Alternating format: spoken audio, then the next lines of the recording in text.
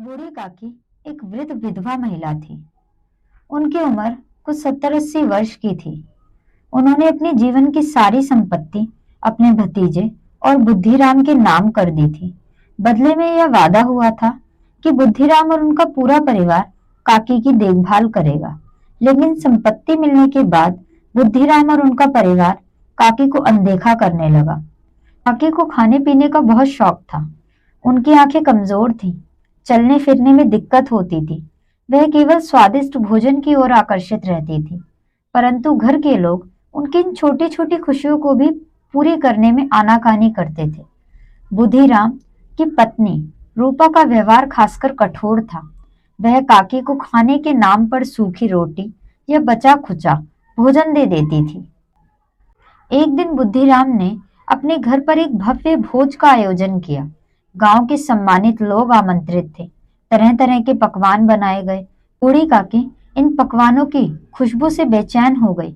उन्हें लगा कि शायद उन्हें भी स्वादिष्ट भोजन मिलेगा, परंतु जब भोज शुरू हुआ तो उन्हें भीतर आने तक की अनुमति नहीं दी गई।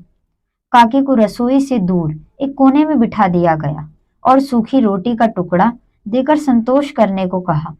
काकी ने दुखी होकर रोते हुए कहा, मुझे भी थोड़ा सा चटपटा खाना दे दो, लेकिन उनकी फरियाद अनसुनी कर दी गई।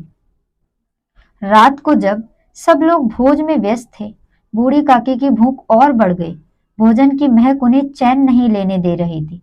सबके सो जाने के बाद काकी चुपके से रसोई में पहुंच गईं। उन्होंने बचा कुचा भोजन ढूंढकर खाना शुरू कर दिया।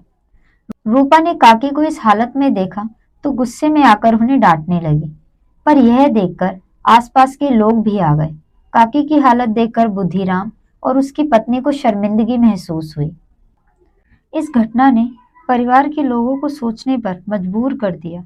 उन्हें अपनी गलती का एहसास हुआ कि वे बूढ़ी काकी की भावनाओं और जरूरतों को समझने में असफल रहे।